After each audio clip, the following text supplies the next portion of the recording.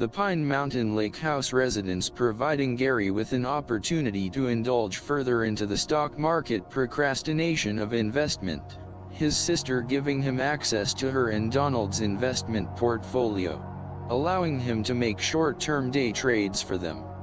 Gary attaining a $6,000 account with SureTrade, a retail branch firm with a $7.95 flat fee per trade commissions executed through their internet trading platform. The day trader procuring low-priced investments, opting his preference for stocks less than $15 a share, enabling him to dwell in the 100-plus share range when buying or selling, watching for an upward movement of 50 cents or more on several hundred shares, able to recoup $100 or more in a short time frame. The weekday mornings soon became the beginning of an abbreviated NASDAG trading day, realizing, even with the daily study of the Wall Street Journal, advice from Charles Schwab, Gary found in some respects, short-term investments were pretty much likened to a casino gamble. Early Monday mornings were a ritual, Gary and Kay seeing Don off to San Mateo, joining him for store-brewed coffee and donuts at the Groveland Mini Mart at the corner of Ferretti Road and the 120 Highway Junction. Most other weekday mornings would find Gary and Kay and her Rottweiler Darien, who had a towering physical presence in the Jeep his sister drove, would journey into Groveland for breakfast, and several nights through the week would find them enjoying a prepared cuisine featured in the dining room of the Groveland Golf and Country Club.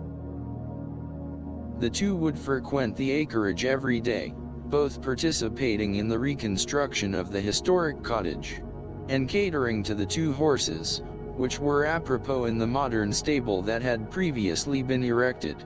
Sally, Kay's youngest daughter, on her visits from San Francisco, appropriating a equestrian skill with the equine species. Sally prompting a workout in the fenced circular arena, letting the magnificent breed protruding their prominence, and under her direction, achieving a showmanship of expertise. Gary discovering a new direction in life, a family with monetary affluence, his sister responsible for the introduction. Gary having corresponded with California ICQ lady friend whom he had visit with from his apartment in Kansas, the two agreeing to meet. Pat was in Merced. The meeting was cordial, and it was apparent the picture she had sent him was taken years earlier and pounds lighter, but that was not unexpected. Gary dressed in what he thought was appropriate for a first meeting, a shirt and tie. His internet friend dressing more casually in jeans, the two meeting at a Pizza Hut. He was aware from their previous correspondence, her husband of 30 years had passed 2 years prior, Pat mentioning that her solitude being the reason for her ICQ participation.